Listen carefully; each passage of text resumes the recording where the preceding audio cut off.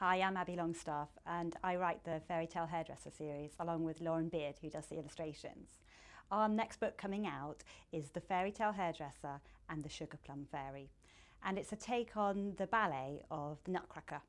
And this was a really challenging one for Lauren and for me to write because the Nutcracker as a ballet, it doesn't have the kind of deep storyline that a fairy tale might have. So it's very light on things like character motivation and why things happen. And it was really difficult to find a good solid story within the ballet. And Lauren and I worked really hard to try and get it across and make sure that our characters were believable and that you wanted something good to happen for them.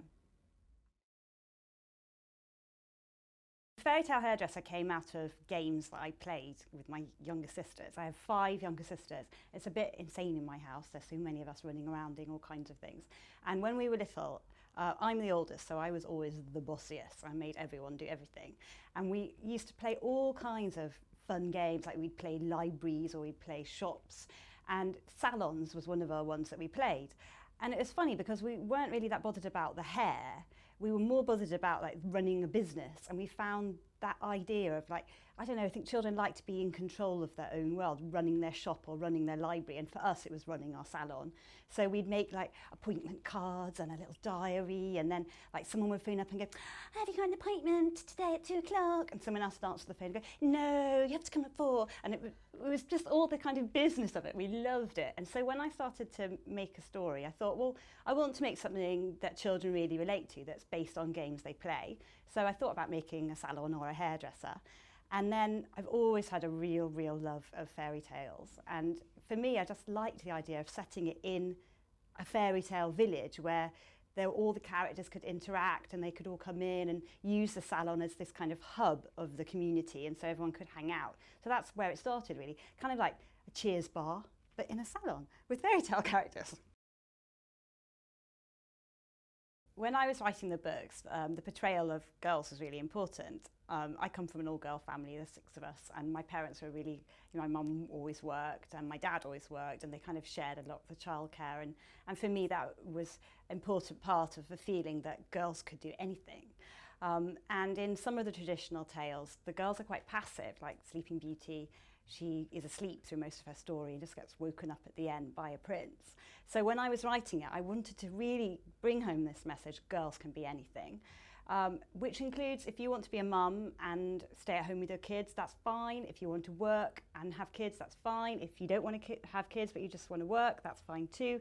It was a message of, as long as it makes you happy, that's fine.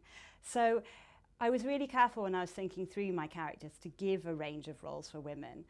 My Rapunzel, she gets married, she doesn't go back to work, she's a stay-at-home mum and she'll probably go on to have children. Cinderella, she likes working, she has her job in the salon, and after she gets married she comes back to the salon to work again, and her prince comes as well. Kitty Lacy, she doesn't have a romance. I don't think I'll ever give her a boyfriend or a husband. She's really devoted to her business and she loves her life that way. It really suits her.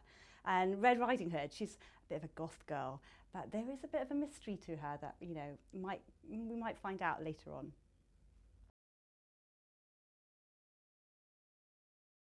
I have a day job.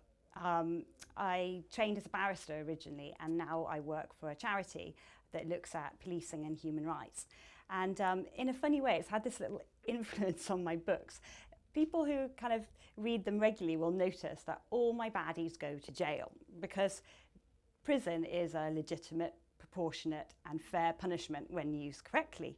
And I didn't want the traditional fairy tale punishments, like a queen who dances in hot shoes till she's dead, or someone just dying in a really horrific manner. I wanted all my evil people to have a proper fair ending. So all my witches are in jail, and you can find them there with the troll who lives under the bridge when the billy goats go across, when you can see the naughty fox who hurt the gingerbread man. They're all there in jail.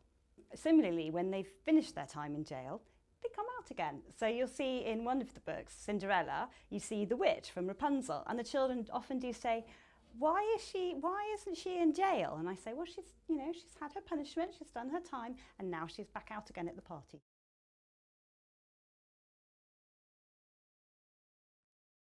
Now I'm going to read you some of the first few pages. Kitty Lacy was the best hairdresser in all the land. On the day of the winter ballet, Kitty's salon was the busiest place in town. Everyone in Fairyland Village wanted to perform in the show. Kitty was very excited. She would be dancing with her ballerina friend, Clara. But first, she had a lot of work to do. Rapunzel needed an enormous ballet bun. The 7 fairies asked for extra sparkles on their wings. And Prince Florian and Princess Rose wanted matching ribbons on their ballet slippers. Soon it was time to set off for the ballet, and Clara arrived just in time. "It's so good to see you," Kitty said, giving her friend a hug before they set off into the snow.